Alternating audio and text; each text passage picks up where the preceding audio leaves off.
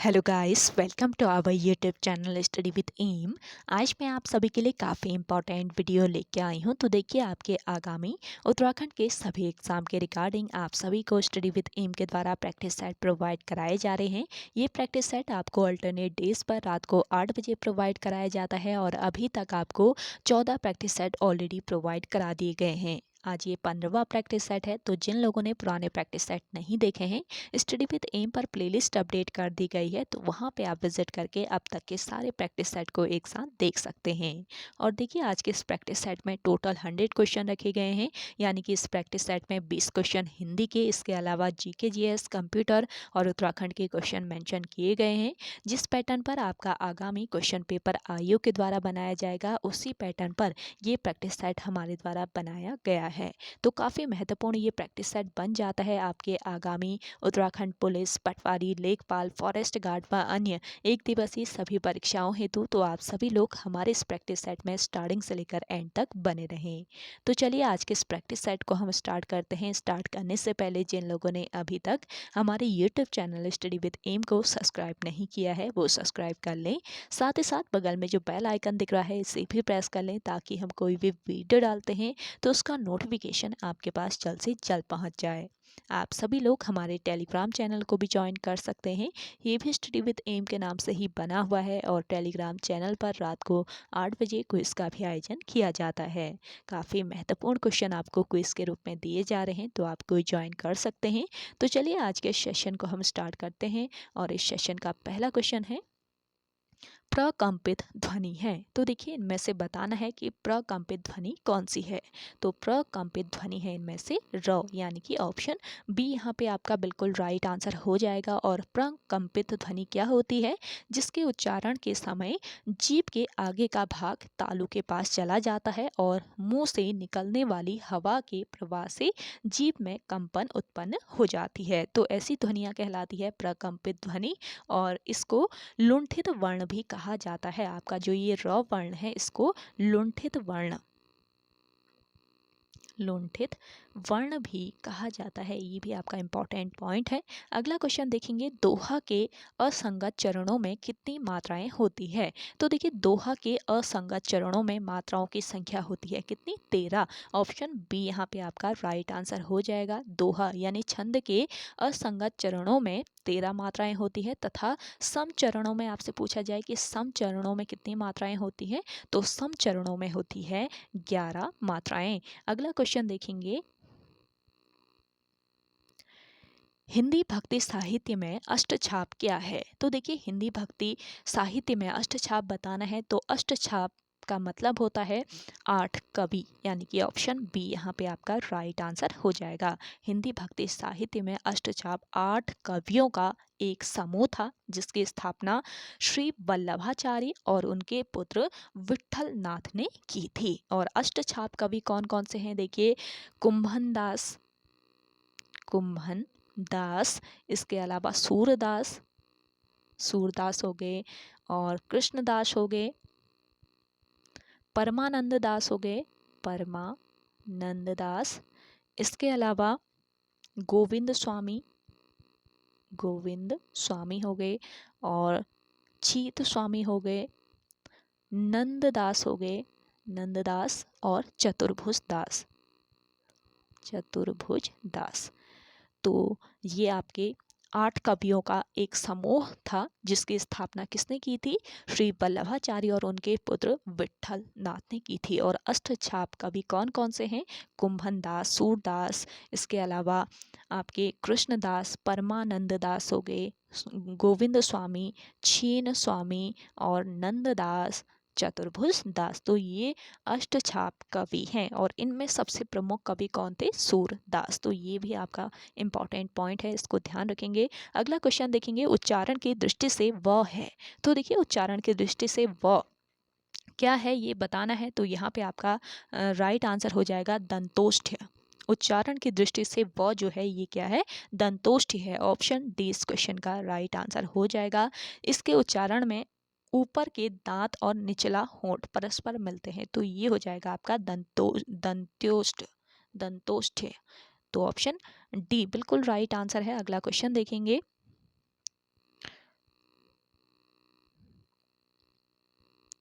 Minutes का समानार्थक शब्द है। तो देखिए मिनट्स का समानार्थक शब्द बताना है यहाँ पे, तो करेक्ट आंसर हो जाएगा कार्यव्रत। ऑप्शन डी यहाँ पे आपका राइट आंसर हो जाएगा। अगला क्वेश्चन देखेंगे, हाथी का पर्यायवाची शब्द नहीं है, तो इनमें से हाथी का पर्यायवाची कौन सा नहीं है? पुंडरीक। ऑप्शन डी बिल्कुल राइट आंसर हो जाएगा। हाथी का पर्यायवाची शब्द पुंडरीक नहीं है। बाकी करी, नाग, मतंग ये हाथी के पर्यायवाची हैं। अगला क्वेश्चन देखेंगे, गवैया शब्द में कौन सा प्रत्यय है? तो देखिए गवैया शब्द जो है इसमें प्रत्यय बताना है। प्रत्यय जो होते हैं वो शब्दों के एंड में लगते हैं। अब बताएं इसमें से कौन सा प्रत्यय है गवैया में?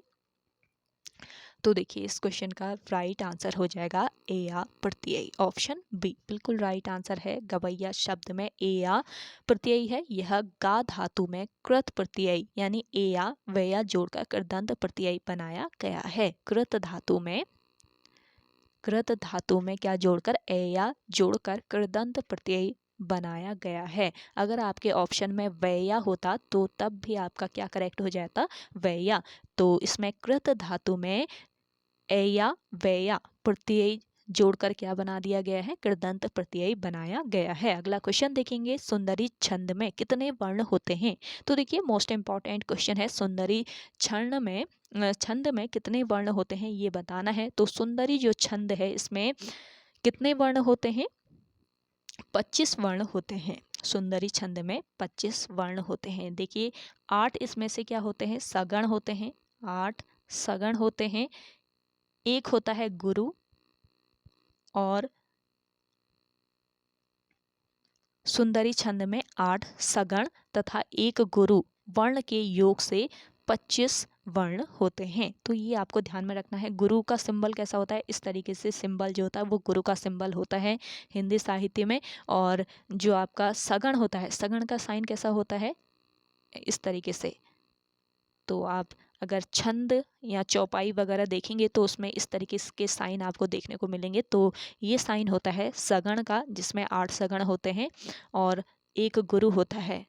तो कुल मिलाकर 25 वर्ण इसमें होते हैं। तो किसमें होते हैं? सुंदरी छंद में। अगला क्वेश्चन देखेंगे, ओझरी की ओझी कांधे आंतन की सेल्ही बांधे। तो देखिए यहाँ पे ओझरी की झोरी कांधे आंतन की सेल्ही बांधे, मुंड को कमंडल खपर कियो कोरी कै। इन पंक्तियों में कौन सा रस है ये बताना है। तो देखिए इन पंक्तियों में कौन सा रस है? विभत्स रस है। ऑप्शन ए बिल्कुल राइट आंसर हो जाएगा। इन पंक्तियों में है विभत्स रस। जहाँ किसी वस्तु, स्थान अथवा क्रिया को देखकर मन में जुगुप्सा यानी कि घृणा नामक स्थायी भाव जागृत हो, वहां पर कौन सा होता है? विभत्स रस हो जाता है। तो विभत्स रस का स्थायी भाव आपको पता रहना चाहिए क्या होता है?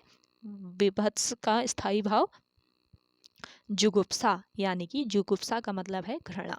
अगला क्वेश्चन देखेंगे, लाला का अन्य लिंग रूप है। तो देखिए लाला का अन्य लिंग रूप बताना है। तो यहाँ पे आपका करेक्ट आंसर हो जाएगा ललाइन। ऑप्शन बी बिल्कुल राइट आंसर है। अगला क्वेश्चन देखें, विलोम शब्द युग्म नहीं है। तो देखिए इनमें से विलोम शब्द युग्म कौन सा नहीं है? तो यहाँ पे आपका राइट आंसर हो जाएगा मृषण कोमल। ऑप्शन ए बिल्कुल राइट आंसर हो जाएगा। मृषण कोमल विलोम शब्द युग्म नहीं है। ये क्या है? समानार्थी शब्द है। अगला क्वेश्चन देखेंगे, ने युक्त शुद्ध वाक्य बताइए। तो देखिए ने युक्त शुद्ध वाक्य बताना है। तो यहाँ पे आपका राइट आंसर हो जाएगा मैंने चाय बनाई है। ऑप्शन सी बिल्कुल करेक्ट आंसर है इस क्वेश्चन का। अगला क्वेश्चन देखेंगे, लघुर्मी में कौन सी संधि है? तो देखिए लघुर्मी में बतानी है कौन सी संधि है। तो देखिए लघुर्मी का संधि विच्छेद पहले कर लेते हैं। लघु लघु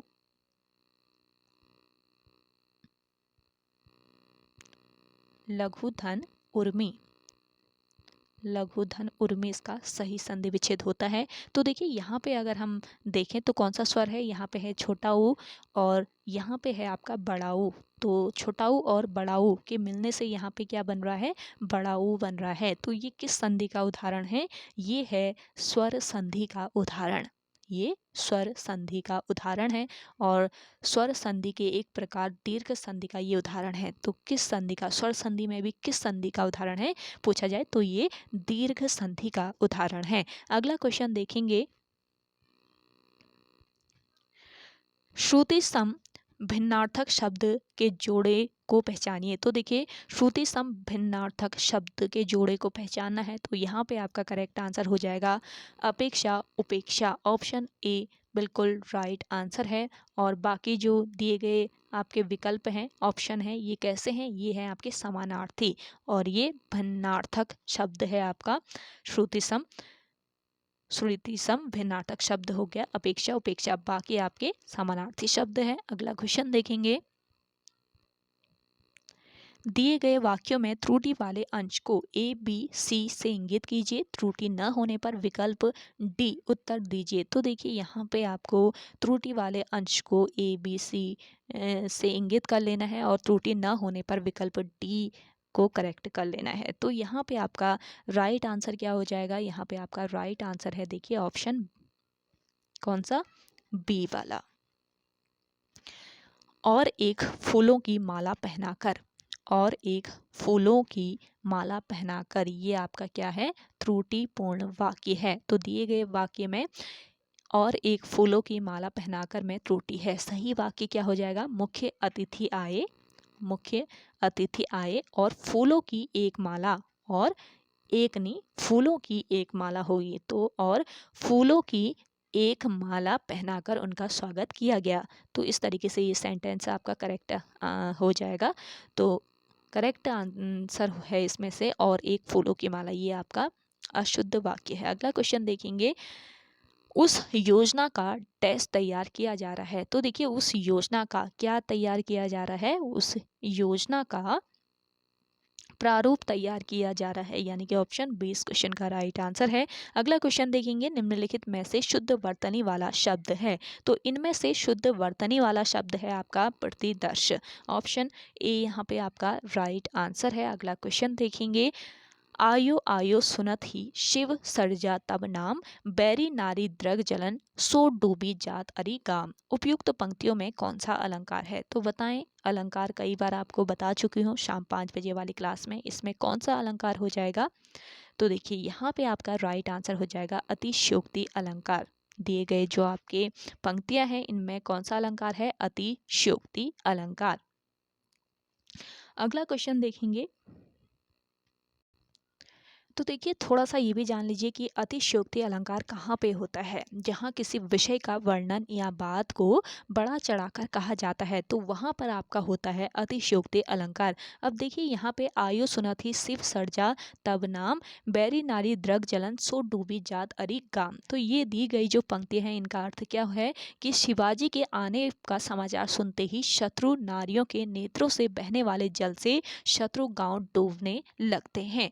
तो ऐसा नहीं होता है, यहाँ पे बात को क्या कर दिया गया है, बड़ा चढ़ाकर कहा गया है। तो यहाँ पे आपका करेक्ट आंसर क्या हो जाएगा, अतिशयोक्ति। जहाँ पर किसी बात को बढ़ा चढ़ाकर कहा जाता है वहाँ पे होता है आपका अतिशयोक्ति अलंकार। अलंकार कैसे सॉल्व करना है वो आप अच्छे से समझ लीजिएगा। अगला क्वेश्चन देखें, इनमें से किस वाक्य में कर्तृवाच्य का प्रयोग हुआ है। तो देखिए किस वाक्य में कर्तृवाच्य का प्रयोग किया गया है। तो यहाँ पे आपका वाक्य है ये, मोहन पुस्तक पढ़ रहा है। वाक्य में कर्तृवाच्य का प्रयोग किया गया है, यानी कि ऑप्शन डी बिल्कुल राइट आंसर है। अगला क्वेश्चन देखेंगे, निम्नलिखित 6 वाक्यांशों में प्रथम व अंतिम निश्चित है, शेष को उचित क्रम में व्यवस्थित कीजिए। तो देखिए 6 वाक्यांश जो दिए हुए हैं आपको, तो इनमें से प्रथम व अंतिम निश्चित है, शेष को उचित क्रम में व्यवस्थित करना है। तो देखिए शेष को उचित क्रम में व्यवस्थित कर लेते हैं।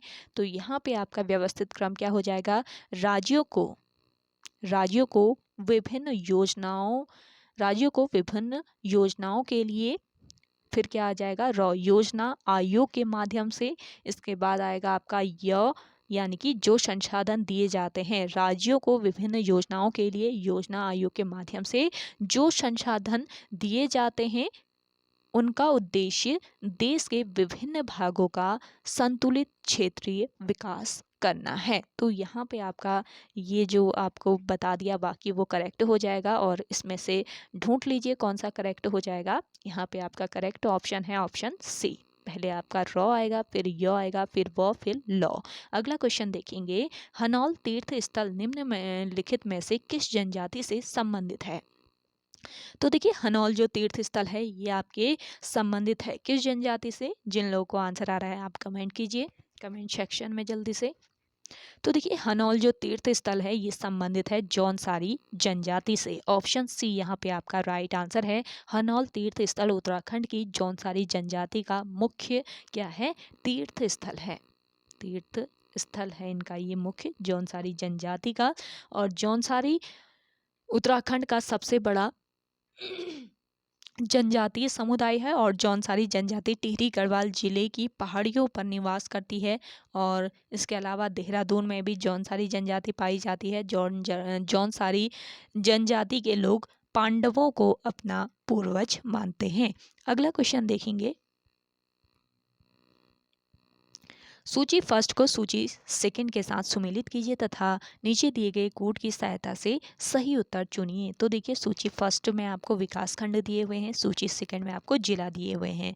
तो कौन सा विकास खंड किस जिले में है ये बताना है। तो यहाँ पे आपका करेक्ट आंसर क्या हो जाएगा? देखिए सबसे पहले जोशीमठ की बात करें तो ये है चमोली में। धारी विकास खंड है आपके कहाँ पर? नैनीताल में। मोनाकोट विकास खंड आपके कहाँ पर स्थित है? पिथौरागढ़ में है मोनाकोट। डुंडा जो है ये आपके उत्तरकाशी में। तो इस हिसाब से आपका करेक्ट आंसर क्या हो जाएगा? इस हिसाब से राइट आंसर हो जाएगा आपका ऑप्शन डी। अगला क्वेश्चन देखें। अगला क्वेश्चन है, सूची फर्स्ट को सूची सेकंड से सुमेलित कीजिए तथा नीचे दिए गए कोड की सहायता से सही उत्तर चुनिए। तो देखिए सूची फर्स्ट में आपको मंदिर दिए गए हैं, सूची सेकंड में आपको स्थान दिए गए हैं। कौन सा मंदिर किस स्थान पर स्थित है ये बताना है। तो केदारनाथ मंदिर आपका कहाँ पर है? रुद्रप्रयाग में है, बिल्कुल करेक्ट है। यमुनोत्री है आपका कहाँ पर? उत्तरकाशी में है। नैना देवी मंदिर है आपका कहाँ पर? नैनीताल में। और गोलू देवता चितई है आपके अल्मोड़ा में। तो इस हिसाब से आपका करेक्ट आंसर हो जाएगा कौन सा? Option C. अगला क्वेश्चन देखेंगे, oak grove heritage school Uttarakhand में कहाँ स्थित है? तो देखिए ओक ग्रोव हेरिटेज स्कूल ये उत्तराखंड में स्थित है। कहाँ पर? मसूरी देहरादून हाईवे पर, यानी कि ऑप्शन ए बिल्कुल राइट आंसर है। Oak grove heritage school Uttarakhand में मसूरी देहरादून हाईवे पर ऊंचाई पर स्थित झारी पानी नामक स्थान पर अवस्थित है। और यह स्कूल अंग्रेजों द्वारा वर्ष 1888 ईस्वी में प्रारंभ किया गया था। अगला क्वेश्चन देखेंगे, लिपुलेख दर्रा कहाँ स्थित है? देखिए लिपुलेख दर्रा जो है ये आपके कहाँ पर स्थित है? पिथौरागढ़ जिले में। ऑप्शन डी बिल्कुल राइट आंसर है। लिपुलेख दर्रा पिथौरागढ़ जिले में अवस्थित है और यह उत्तराखंड के कुमाऊं क्षेत्र को तिब्बत के तकलाकोट शहर से जोड़ता है। और यह दर्रा भारत से तिब्बत में स्थित कैलाश मानसरोवर यात्रा मार्ग हेतु भी प्रयुक्त किया जाता है। अगला क्वेश्चन देखेंगे, उत्तराखंड में भारतीय प्रबंधन संस्थान कहाँ स्थित है? मोस्ट इंपॉर्टेंट है क्वेश्चन। देखिए भारतीय प्रबंधन संस्थान ये उत्तराखंड में कहाँ स्थित है? ये स्थित है आपके कहाँ पर? काशीपुर में। भारतीय प्रबंधन संस्थान है आपके काशीपुर में, यानी कि ऑप्शन डी यहाँ पे आपका राइट आंसर है। और यह एक सार्वजनिक बिजनेस स्कूल है और यह भारत सरकार द्वारा 11वीं पंचवर्षीय योजना, ध्यान दीजिएगा, भारतीय प्रबंधन संस्थान काशीपुर में स्थित है और यह भारत सरकार द्वारा 11वीं पंचवर्षीय योजना के दौरान स्थापित किया गया था। और ये याद रखना है आपको, इम्पॉर्टेंट पॉइंट है। कहाँ पर स्थित है? काशीपुर में। अगला क्वेश्चन देखेंगे, दोनागिरी ग्लेशियर स्थित है। दोनागिरी ग्लेशियर आपके कहाँ पर स्थित है? इसका राइट आंसर हो जाएगा चमोली में। ऑप्शन सी बिल्कुल राइट आंसर है। अगला क्वेश्चन देखेंगे, नैनी सैनी हवाई अड्डा स्थित है। नैनी सैनी हवाई अड्डा कहाँ पर है? ये स्थित है पिथौरागढ़ में। ऑप्शन सी बिल्कुल राइट आंसर है। और इस हवाई अड्डे का निर्माण वर्ष 1991 में हुआ था। तो ये याद रखेंगे। अगला क्वेश्चन देखें।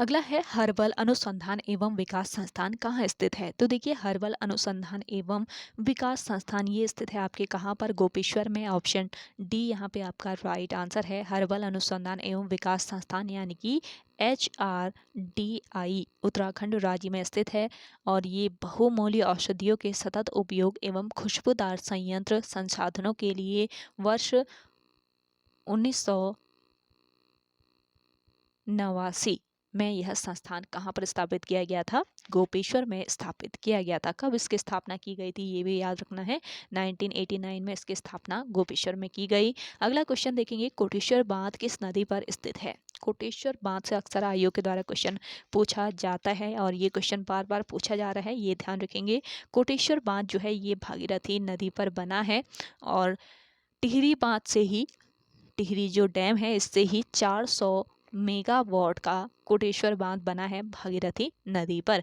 अगला क्वेश्चन देखेंगे, उत्तराखंड विधानसभा के प्रथम अध्यक्ष कौन थे। उत्तराखंड विधानसभा के पहले जो अध्यक्ष थे ये कौन थे, ये थे प्रकाश पंत। ऑप्शन सी यहाँ पे आपका राइट आंसर हो जाएगा। अगला क्वेश्चन है,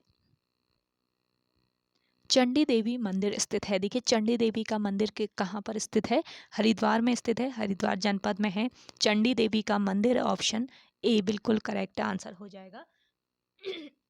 अगला क्वेश्चन है, पाताल भुवनेश्वर स्थित है। तो पाताल भुवनेश्वर कहाँ पर, पिथौरागढ़ में स्थित है आपके। ऑप्शन डी बिल्कुल राइट आंसर हो जाएगा।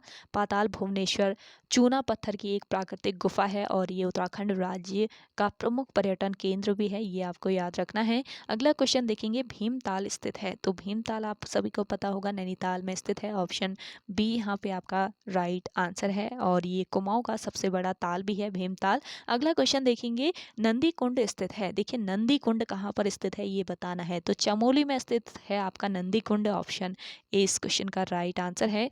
और चमोली जिले में अन्य कौन कौन से कुंड है ये भी आप ध्यान रख लीजिए। देखिए सप्त कुंड जो है, सप्त कुंड ये आपके कहाँ पर है, चमोली में स्थित है। इसके अलावा बैरास कुंड भी, बैराश कुंड भी आपके चमोली में ही स्थित है।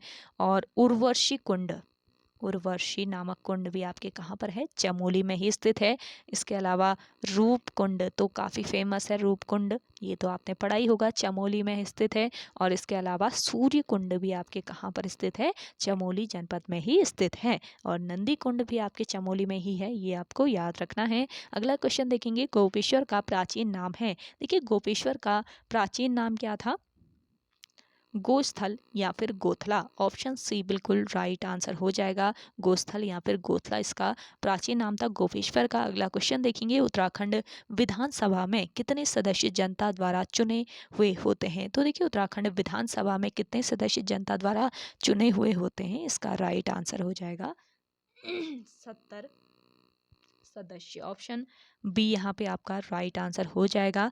अगला क्वेश्चन देखेंगे, उत्तराखंड राज्य के प्रतीक चिन्ह में पर्वतों की कितनी संख्या है। देखिए उत्तराखंड राज्य के प्रतीक चिन्ह में पर्वतों की संख्या बतानी है, तो यहाँ पे आपका करेक्ट आंसर हो जाएगा 3। ऑप्शन बी बिल्कुल राइट आंसर है। उत्तराखंड के प्रतीक चिन्ह पर पवित्र गंगा नदी के प्रवाह के साथ 3 पर्वतों को दर्शाया गया है और पर्वत चोटियों के बीच भारत का राष्ट्रीय चिन्ह दर्शाया गया है। अगला क्वेश्चन देखेंगे, सूची फर्स्ट से सूची फर्स्ट को सूची सेकंड से सुमेलित कीजिए तथा नीचे दिए गए कोड की सहायता से सही उत्तर चुनिए। तो देखिए सूची फर्स्ट में आपको तहसील दिए हुए हैं, सूची सेकंड में जिला। तो कौन सा तहसील किस जिले में है ये बताना है। कालसी की बात करें तो कालसी तहसील देहरादून में है। कर्णप्रयाग तहसील है आपके कहाँ पर, चमोली में। खटीमा तहसील है उधम सिंह नगर में और श्रीनगर तहसील है पौड़ी गढ़वाल में। तो इस हिसाब से आपका राइट आंसर क्या हो जाएगा, ऑप्शन ए। ऑप्शन ए बिल्कुल करेक्ट आंसर है। अगला क्वेश्चन देखेंगे, नर नारायण पर्वतों के मध्य स्थित है। तो देखिए नर नारायण पर्वतों के मध्य स्थित क्या स्थित है, बद्रीनाथ स्थित है। ऑप्शन ए यहाँ पे आपका राइट आंसर है। और बद्रीनाथ धाम उत्तराखंड में किस नदी के किनारे बसा हुआ है, अलकनंदा, अलकनंदा नदी के किनारे बसा हुआ है आपका बद्रीनाथ धाम। अगला क्वेश्चन देखेंगे, निम्नलिखित में से अनासक्ति आश्रम किस जिले में स्थित है। तो देखिए अनासक्ति आश्रम कहाँ पर है ये बताना है। तो ये हो जाएगा आपका किस जिला, देखिए बागेश्वर जिला यहाँ पे आपका करेक्ट हो जाएगा क्योंकि आपका अनासक्ति जो आश्रम है ये कहाँ पर है, कौसानी में है। कौसानी में स्थित है, जो कि बागेश्वर जनपद के अंतर्गत आता है कौसानी, तो ये ध्यान रखेंगे। अगला क्वेश्चन देखेंगे, उत्तराखंड में एक नाली भूमि में कितनी मुट्ठी होती है? तो देखिए उत्तराखंड में एक नाली भूमि में कितनी मुट्ठी होती है? यहाँ पे आपका राइट आंसर हो जाएगा 16 मुट्ठी। एक नाली भूमि में 16 मुट्ठी होती है। और गज की बात करें तो एक नाली बराबर होता है 240 गज, और एक नाली वर्ग फुट की बात करें तो एक नाली बराबर होता है 2160 वर्ग फुट। तो ये भी याद रखेंगे गज में और वर्ग फुट में। और मुट्ठी में यहाँ पे पूछा है तो मुट्ठी में हो जाएगा आपका 16 मुट्ठी। अगला क्वेश्चन देखें। अगला क्वेश्चन देखेंगे, निम्नलिखित में से लाल कुर्ती बाजार स्थित है? तो देखिए लाल कुर्ती बाजार कहाँ पर स्थित है? रानीखेत में स्थित है। ऑप्शन डी यहाँ पे आपका राइट आंसर हो जाएगा। ऐसे ही स्नोव्यू बाजार, बड़ा बाजार, भोटिया बाजार, मीना बाजार, पावो बाजार, मोती पीठ बाजार, ये सभी बाजार आईओ के द्वारा पूछे जाते हैं। तो देखिए स्नोव्यू बाजार जो है ये आपके नैनीताल में है। बड़ा बाजार नैनीताल और हरिद्वार दोनों में है। भोटिया बाजार है नैनीताल में। मीना बाजार है आपके कहाँ पर? चंपावत में। पाबो बाजार है पौड़ी गढ़वाल में। मोती या फिर पीठ बाजार है हरिद्वार में। तो इन सब बाजारों को याद रखेंगे, इससे रिलेट करके पूछा जा सकता है। अगला देखेंगे, कैलाश मानसरोवर यात्रा का संचालन करता है? तो देखिए कैलाश मानसरोवर यात्रा का संचालन कौन करता है? इसका राइट आंसर हो जाएगा पिथौरागढ़ जिला प्रशासन। ऑप्शन डी इस क्वेश्चन का राइट आंसर है। तो कैलाश मानसरोवर यात्रा का संचालन यहाँ पे पूछा है तो हो जाएगा आपका पिथौरागढ़ जिला प्रशासन। देखिए कैलाश मानसरोवर यात्रा जो है ये कुमाऊं मंडल विकास निगम व भारतीय विदेश मंत्रालय व आईटीबीपी के सहयोग से पूरी होती है। ये पॉइंट भी आप याद रखेंगे। और इसके अलावा कैलाश मानसरोवर यात्रा पिथौरागढ़ के लिपुलेख दर्रे से होकर जाती है। कैलाश मानसरोवर यात्रा जो है ये अल्मोड़ा से कौसानी डीडी हाथ होते हुए फिर धारचूला पहुंचती है। और धारचूला से आगे तवा घाट व लिपुलेख दर्रे के माध्यम से कहाँ पहुंचती है? तिब्बत में पहुंचती है। तो यहीं पर कैलाश पर्वत स्थित है और यहीं पर मानसरोवर झील भी स्थित है। तो कैलाश मानसरोवर कहाँ पर है आपका? तिब्बत में। तो यहीं ये यात्रा जाती है। और कैलाश मानसरोवर यात्रा कितने दिनों की यात्रा होती है ये भी पूछा जा सकता है। लगभग 40 दिनों की ये यात्रा होती है। अगला क्वेश्चन देखेंगे, एकीकृत औद्योगिक नीति 2008 के अंतर्गत उत्तरकाशी जनपद को किस श्रेणी में रखा गया है? तो देखिए एकीकृत औद्योगिक नीति 2008 के अंतर्गत उत्तरकाशी जो जनपद है इसको किस श्रेणी में रखा गया है? इसको रखा गया है देखिए श्रेणी ए में। ऑप्शन सी यहाँ पे आपका राइट आंसर हो जाएगा। एकीकृत औद्योगिक नीति 2008 के अंतर्गत उत्तरकाशी जनपद को श्रेणी ए में रखा गया है। और यह नीति वर्ष 2008 में मुख्यमंत्री भुवन चंद खंडूरी द्वारा पेश की गई थी। इसका उद्देश्य राज्य के पहाड़ी व दूर दराज के क्षेत्रों के आर्थिक विकास को बढ़ावा देना है जहां औद्योगिक प्रक्रिया नहीं हो सकती। और इस नीति का लाभ वर्ष 2025 तक होगा। अगला क्वेश्चन देखेंगे, वर्ष 1975 ईस्वी में आपातकाल के समय भारत के राष्ट्रपति कौन थे? तो देखिए वर्ष 1975 में जब आपातकाल लगा था तो उस समय भारत के राष्ट्रपति कौन थे? इसका राइट आंसर हो जाएगा फर्रुखदीन अली अहमद, यानी कि ऑप्शन डी यहाँ पे आपका राइट आंसर हो जाएगा। वर्ष 1975 में आपातकाल के समय भारत के राष्ट्रपति फर्रुखदीन अली अहमद थे, जिनका कार्यकाल कब से कब तक था? वर्ष 1974 से लेकर वर्ष 1977 तक। और इनकी मृत्यु कार्यकाल के दौरान ही हो गई थी। अगला क्वेश्चन देखेंगे, लेबनान की राजधानी है? तो देखिए लेबनान की राजधानी कहाँ पर स्थित है? बेरूत में लेबनान की राजधानी है। ऑप्शन ए यहाँ पे आपका राइट आंसर हो जाएगा। और यहाँ की मुद्रा लेबनीज पाउंड है तथा भाषा कौन सी है? यहाँ की अरबी भाषा है। अगला क्वेश्चन देखेंगे, कजाखस्तान की मुद्रा निम्न में से कौन सी है? तो देखिए कजाखस्तान की मुद्रा बतानी है तो यहाँ की मुद्रा है कौन सी? तेंगे। ऑप्शन सी बिल्कुल राइट आंसर हो जाएगा। कजाखस्तान की जो मुद्रा है ये टेंगे या फिर तेंगे है। इसकी राजधानी अस्ताना और भाषा है कौन सी? कजाख नाम की भाषा है। अगला क्वेश्चन देखेंगे, दक्षिण अमेरिका में निम्न में से कौन सा देश सबसे अधिक आबादी वाला देश है? तो देखिए दक्षिण अमेरिका में कौन सा देश सबसे अधिक आबादी वाला देश है? ये देश है आपका ब्राज़ील। ऑप्शन बी यहाँ पे आपका बिल्कुल राइट आंसर हो जाएगा और यह विश्व का 5वां सर्वाधिक जनसंख्या वाला देश है। अगला क्वेश्चन देखेंगे, निम्न में से कौन सा भारत का सबसे पुराना तेल यानी पेट्रोलियम उत्पादक राज्य है? तो देखिए भारत का सबसे पुराना तेल यानी पेट्रोलियम उत्पादक राज्य है, इनमें से कौन सा राज्य? ये है असम राज्य। ऑप्शन सी बिल्कुल राइट आंसर है। भारत की पहली तेल शोधनशाला वर्ष 1901 ईस्वी में असम के कहाँ पर स्थापित की गई थी? डिगबोई में।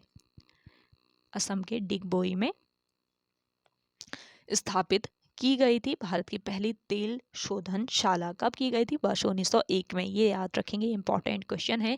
अगला क्वेश्चन देखेंगे, दांतों की वर्धित छवि को देखने के लिए दंत चिकित्सकों द्वारा डैश का उपयोग किया जाता है। तो देखिए आज आपके 50 क्वेश्चन सॉल्व हो चुके हैं अभी इस सेशन के। तो आप सभी को आज का ये सेशन पसंद आ रहा है तो जल्दी से लाइक कर लें।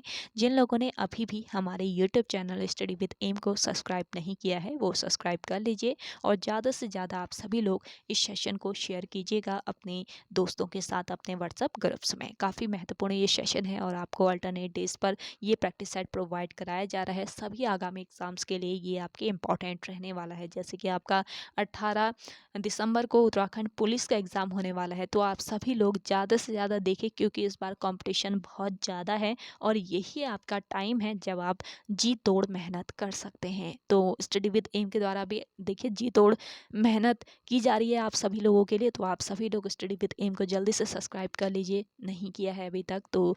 और इस सेशन को आप सभी लोग ज़्यादा से ज़्यादा शेयर कीजिएगा अपने दोस्तों के साथ, अपने व्हाट्सएप ग्रुप्स में। अगला क्वेश्चन देखेंगे, दांतों की वर्धित छवि देखने के लिए दंत चिकित्सकों द्वारा डैश का उपयोग किया जाता है। तो किस दर्पण का उपयोग किया जाता है? इसका करेक्ट आंसर हो जाएगा देखिए बाईफोकल दर्पण। ऑप्शन सी बिल्कुल राइट आंसर है। अगला क्वेश्चन देखेंगे, भारत में महिलाओं के लिए आरक्षण उपलब्ध है। देखिए भारत में महिलाओं के लिए आरक्षण उपलब्ध है पंचायती राज निकायों में। ऑप्शन सी यहाँ पे आपका राइट आंसर हो जाएगा। देखिए भारतीय संविधान के 73वें, 73वें और 74वें, 74वें, तो भारतीय संविधान के 73वें और 74वें संविधान संशोधन द्वारा पंचायतों एवं नगर पालिकाओं को संवैधानिक दर्जा प्रदान किया गया तथा इनके सभी स्तरों पर 1/3 स्थान महिलाओं के लिए आरक्षित किए गए और अभी तक लोकसभा व राज्यसभा विधानसभाओं में महिलाओं के आरक्षण की व्यवस्था नहीं है, ये भी आप याद रखेंगे। अगला क्वेश्चन देखेंगे, मृत जीवों और जानवरों को खाद मिट्टी में परिवर्तित करने वाले सूक्ष्म जीवों को किस नाम से जाना जाता है? तो इन सूक्ष्म जीवों को जाना जाता है अपघटक के नाम से। ऑप्शन डी यहाँ पे आपका राइट आंसर हो जाएगा। अगला क्वेश्चन देखिएगा, निम्नलिखित में से कौन सा रोजगार प्राथमिक क्षेत्र से जुड़ा हुआ नहीं है? तो देखिए कौन सा रोजगार है जो कि प्राथमिक क्षेत्र से नहीं जुड़ा हुआ है ये बताना है। तो यहाँ पे आपका राइट आंसर हो जाएगा पुजारी। पुजारी का जो रोजगार होता है ये प्राथमिक क्षेत्र से नहीं जुड़ा हुआ है। देखिए अर्थव्यवस्था के प्राथमिक क्षेत्र के अंतर्गत कृषि, इसके अलावा कृषि के अलावा वानिकी, मत्स्य पालन और खनन,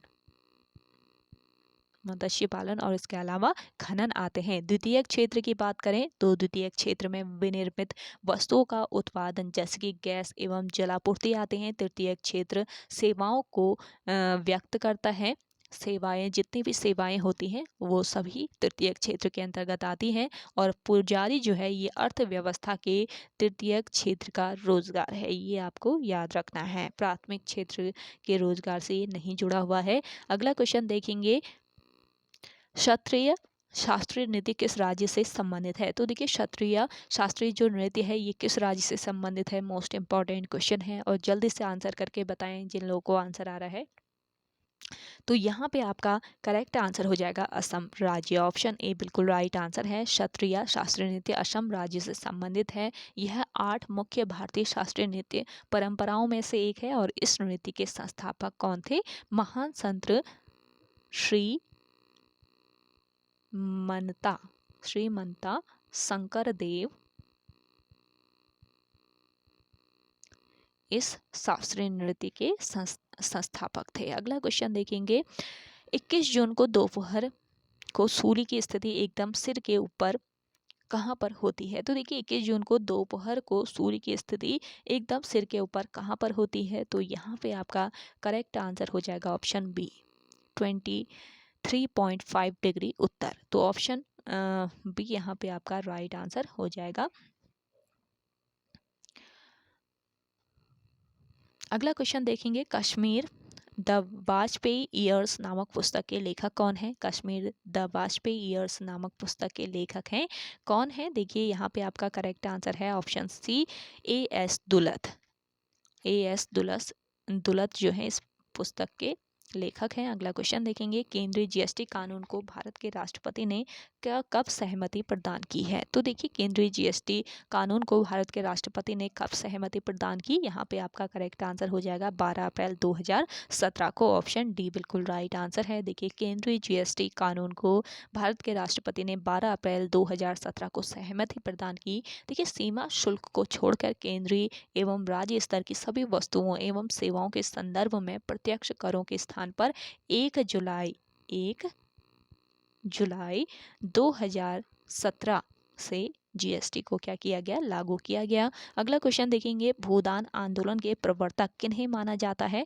भूदान आंदोलन के प्रवर्तक माने जाते हैं विनोबा भावे। ऑप्शन डी यहाँ पे आपका राइट आंसर है। अगला क्वेश्चन देखेंगे, इनमें से कौन सा मौलिक अधिकार नहीं है?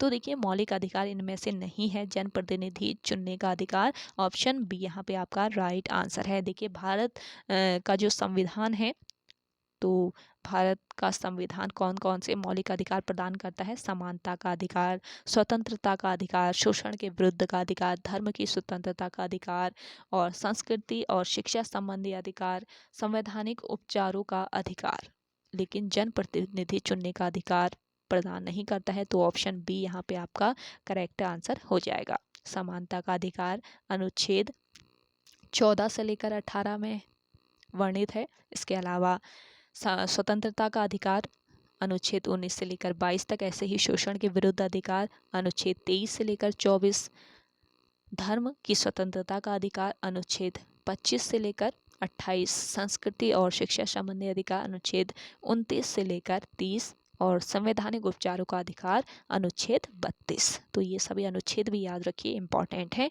अगला क्वेश्चन देखेंगे, वाल्मीकि का आश्रम महाव्रत में था जो डैश में है? तो देखिए वाल्मीकि का जो आश्रम था ये महाव्रत में था और जो किस में है? इसका राइट आंसर हो जाएगा बिठुर में।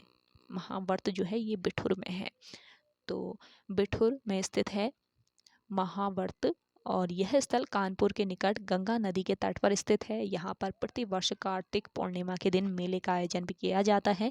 अगला क्वेश्चन देखेंगे, उत्तरकाशी जनपद में लंका नामक स्थान में भागीरथी नदी से किस नदी का मिलन होता है? तो देखिए उत्तरकाशी जनपद के लंका नामक जो स्थान है, तो यहाँ पर भागीरथी नदी से किस नदी का मिलन होता है? यहाँ पे आपका राइट आंसर हो जाएगा जानवी नदी। ऑप्शन डी बिल्कुल राइट आंसर हो जाएगा। अगला क्वेश्चन देखेंगे, निम्नलिखित में से किस राज्य में काली मृदा पाई जाती है? तो काली मृदा यानी काली मिट्टी पाई जाती है किस राज्य में? ये राज्य है आपका गुजरात राज्य, जहाँ पर काली मिट्टी पाई जाती है। काली मिट्टी दक्कन के पठार के अधिकतर भाग पर पाई जाती है। यह गुजरात और महाराष्ट्र में मुख्य रूप से पाई जाती है और इस मृदा को रेगुर, ध्यान रखिएगा, इस मृदा को क्या कहा जाता है? रेगुर मृदा कहा जाता है। काली मिट्टी जो होती है, और कपास वाली काली मिट्टी भी इसे कहा जाता है क्योंकि कपास की खेती के लिए सर्वाधिक उपयुक्त मिट्टी है ये। और इस मृदा में चूना, लोहा, मैग्नीशियम, एल्यूमिना, इसके अलावा पोटाश की काफ़ी मात्रा पाई जाती है, लेकिन इसमें फास्फोरस, नाइट्रोजन और जैव पदार्थ की क्या पाई जाती है? कमी पाई जाती है। अगला क्वेश्चन देखेंगे, उस ब्रिटिश गवर्नर जनरल का नाम बताइए जिन्होंने भारत में रेलवे का शुभारंभ किया था। तो देखिए भारत में रेलवे का शुभारंभ किस ब्रिटिश गवर्नर जनरल ने किया? गवर्नर जनरल कौन थे ये? इसका करेक्ट आंसर यहाँ पे आपका हो जाएगा, देखिए लॉर्ड डलहौजी, ये गवर्नर जनरल थे लॉर्ड डलहौजी। ऑप्शन डी बिल्कुल करेक्ट आंसर है। अगला क्वेश्चन देखेंगे, प्रसिद्ध संगीतकार अरविंद पारिक किस संगीतवादी यंत्र के साथ जुड़े हुए हैं? तो यहाँ पे आपका करेक्ट आंसर है, देखिए ऑप्शन बी, सितार से ये जुड़े हुए हैं प्रसिद्ध संगीतकार अरविंद पारिक सितार संगीत वाद्य यंत्र से जुड़े हुए हैं। इनका जन्म कब हुआ था? वर्ष 1927 को इनका जन्म गुजरात के अहमदाबाद में हुआ था। अगला क्वेश्चन देखेंगे, काचुला खरक प्रसिद्ध है। तो देखिए काचुला जो खरक है ये क्यों प्रसिद्ध है? कस्तूरी मृग प्रजनन एवं संरक्षण केंद्र हेतु प्रसिद्ध है। ऑप्शन सी यहाँ पे आपका बिल्कुल राइट आंसर है। और ये क्वेश्चन आयोग के द्वारा अक्सर पूछा जा रहा है, ये आपको मैं बता दूं, अच्छे से ध्यान रख के पढ़िए इस क्वेश्चन को, और इससे रिलेटेड जो भी इंपॉर्टेंट पॉइंट है वो भी आप पढ़ लीजिएगा। अगला क्वेश्चन देखेंगे, भारतीय संविधान का अनुच्छेद 20 डैश से संबंधित है। मोस्ट इंपॉर्टेंट है, अनुच्छेद 20 किससे संबंधित है? देखिए भारतीय संविधान का अनुच्छेद 20 जो है ये दो सिद्धियों के संदर्भ में संरक्षण से संबंधित है। तो ऑप्शन बी यहाँ पे आपका राइट आंसर हो जाएगा। और इस अनुच्छेद के तहत उन व्यक्तियों को जिन पर अभियोग लगाया गया है को संवैधानिक संरक्षण प्रदान किया गया है। अगला क्वेश्चन देखेंगे, भारतीय संविधान के अनुच्छेद 21A के तहत राज्य को डैश से 14 वर्ष की आयु के सभी बच्चों को निःशुल्क और अनिवार्य शिक्षा प्रदान करनी है। तो यहाँ पे इस क्वेश्चन का करेक्ट आंसर है, देखिए ऑप्शन बी, 6 से लेकर 14 वर्ष की आयु के सभी बच्चों को निःशुल्क और अनिवार्य शिक्षा प्रदान करनी है भारतीय संविधान के आर्टिकल 21A के तहत राज्य को। अगला क्वेश्चन देखें, निम्न में से कौन सा कथन गलत है? तो देखिए यहाँ पे गलत कथन बताना है।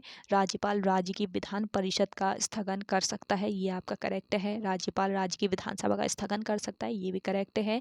राज्यपाल राज्य की विधान परिषद को भंग कर सकता है, तो देखिए ये आपका इनकरेक्ट हो जाएगा, इनकरेक्ट हो जाएगा। राज्यपाल राज्य की विधान परिषद को भंग नहीं कर सकता है। और चौथा है आपका, राज्यपाल राज्य की विधानसभा को भंग कर सकता है। तो देखिए यहाँ पे आपको कौन सा आपका सही कथन है, कौन सा कथन गलत है ये बताना था। तो गलत कथन हो जाएगा आपका ये वाला, राज्यपाल विधानसभा को भंग कर सकता है, ये कथन आपका गलत हो जाएगा। तो इस हिसाब से आपका राइट आंसर हो गया ऑप्शन सी। अगला क्वेश्चन देखेंगे, भारतीय संविधान के अनुच्छेद 22 में से किससे, निम्न में से किससे संबंधित है? भारतीय संविधान का अनुच्छेद 22 निम्न में से किससे संबंधित है ये बताना है। तो देखिए अनुच्छेद 22 जो है ये कुछ मामलों में गिरफ्तारी और हिरासत से संबंधित है, यानी कि ऑप्शन सी यहाँ पे आपका राइट आंसर हो जाएगा। भारतीय संविधान का अनुच्छेद 22 कुछ मामलों में गिरफ्तारी और हिरासत के खिलाफ संरक्षण से संबंधित है। अगला क्वेश्चन देखेंगे, हिंदू स्वराज नामक पुस्तक की रचना किसने की? हिंदू स्वराज नामक जो पुस्तक है इसकी रचना की थी किसने? मोहनदास करमचंद गांधी ने। ऑप्शन सी यहाँ पे आपका राइट आंसर हो जाएगा। आप लोगों ने सेशन अभी भी शेयर नहीं किया है, जल्दी से आप मिलकर सेशन को शेयर कर दीजिए। और अगला क्वेश्चन देखेंगे, सिमलीपाल जीव मंडल निश्चय स्थित है। देखिए सिमलीपाल जीव मंडल निश्चय ये कहाँ पर स्थित है? ये आपके ओडिशा राज्य में स्थित है। ऑप्शन डी बिल्कुल राइट आंसर आपका हो जाएगा। ओडिशा राज्य के ये मयूरभंज जिले में स्थित है, जिला भी पूछ लिया जाता है कहीं कभी कभी, तो मयूरभंज नामक जिले में स्थित है सिमलीपाल जीव मंडल। अगला क्वेश्चन देखें, कोई व्यक्ति भारत के राष्ट्रपति के पद पर कितनी बार चुना जा सकता है? तो देखिए कोई व्यक्ति भारत के राष्ट्रपति के पद पर कितनी बार चुना जा सकता है? इसका राइट आंसर हो जाएगा, कोई सीमा नहीं है, कितनी भी बार वो चुना जा सकता है। देखिए भारतीय संविधान के अनुच्छेद 57 के अनुसार कोई भी व्यक्ति राष्ट्रपति पद पर पुनः निर्वाचित होने के लिए योग्य है, अतः एक व्यक्ति को राष्ट्रपति पद पर पुनः निर्वाचित होने की कोई सीमा नहीं है। अगला क्वेश्चन देखेंगे, 17 दिसंबर 1927 को जॉन सैंडर्स की हत्या किसने कर दी थी? तो देखिए जॉन सैंडर्स की हत्या कब की गई? 17 दिसंबर 1927 को की गई। और किसने इसकी हत्या की थी? भगत सिंह ने की थी। ऑप्शन ए यहाँ पे आपका राइट आंसर है। अगला क्वेश्चन देखेंगे, सरदार वल्लभ भाई पटेल डैश के अग्रणी थे। देखिए सरदार वल्लभ भाई पटेल जो थे वो किसके अग्रणी थे? इसका राइट आंसर हो जाएगा बारदोली सत्याग्रह के।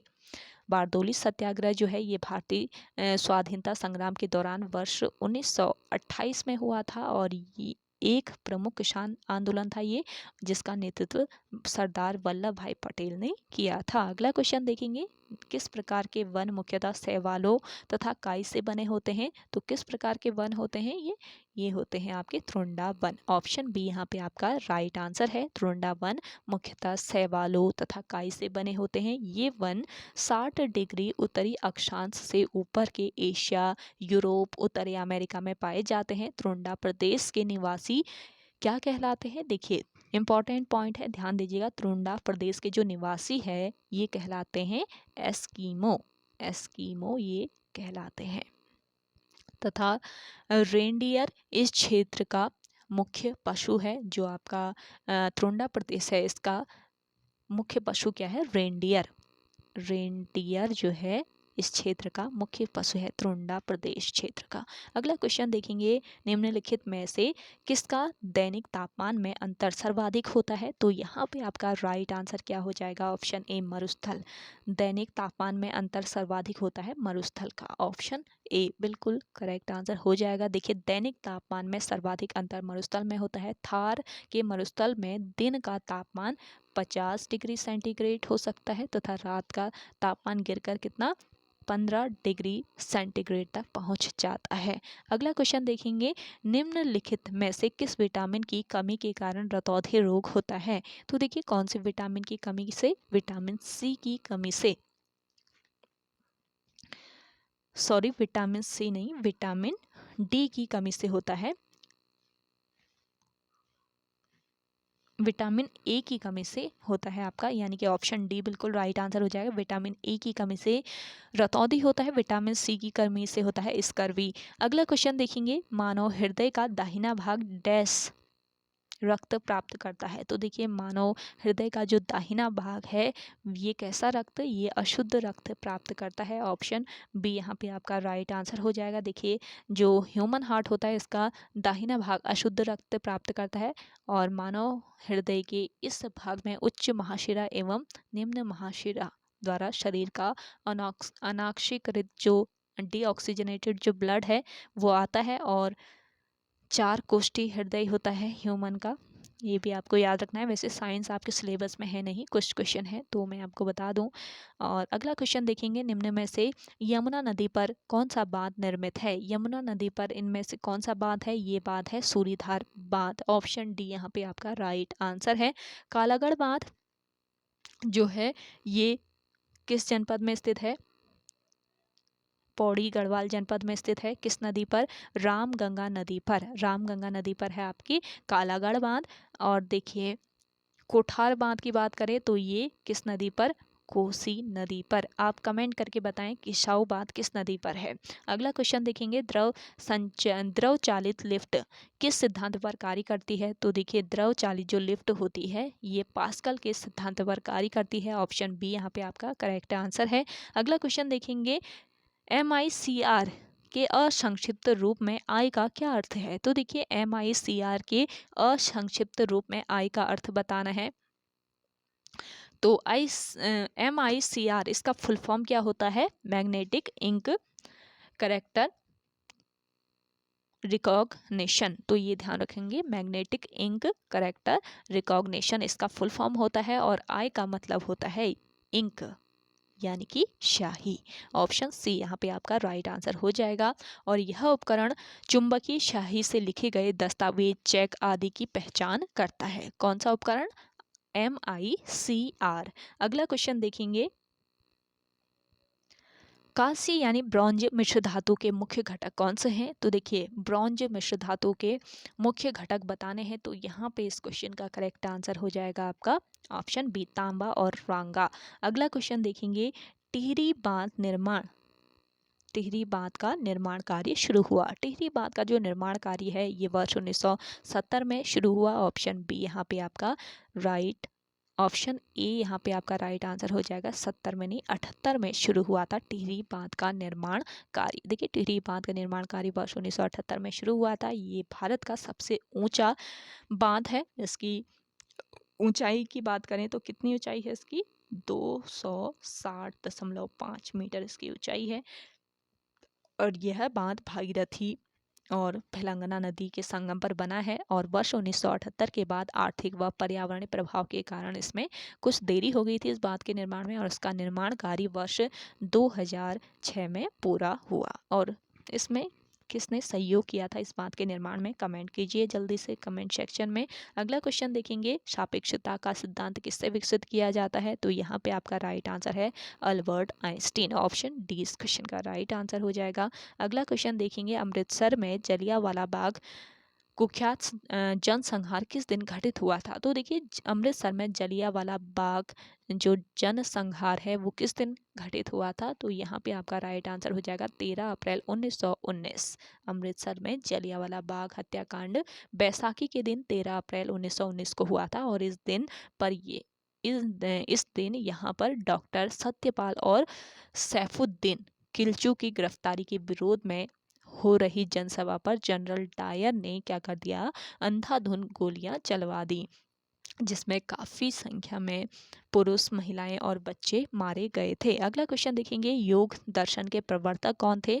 योग दर्शन के प्रवर्तक थे महर्षि पतंजलि। ऑप्शन सी इस क्वेश्चन का राइट आंसर है और इस दर्शन का आधारभूत ग्रंथ महर्षि पतंजलि रचित योग सूत्र है और इसके अंतर्गत योग के 8 अंग हैं। कौन कौन से ये अंग हैं? यम, नियम, आसन, प्रत्याहार, प्राणायाम, धारण, ध्यान तथा समाधि।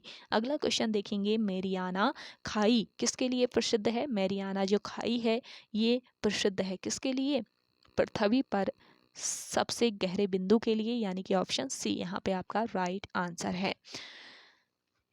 मेरियाना खाई जो है पृथ्वी पर सबसे गहरे बिंदु के लिए प्रसिद्ध है, यानी कि यह पृथ्वी का सबसे गहरा यानी निचला स्थान है। यह प्रशांत महासागर में स्थित है। इसकी गहराई की बात करें तो 11,033 मीटर इसकी गहराई है और कहीं कहीं आपको देखने को मिलेगा 11,022 मीटर। तो आप ऑप्शन के हिसाब से करेक्ट लगा सकते हैं और इसका आकार जो है ये अर्ध चंद्राकार है मेरियाना खाई का।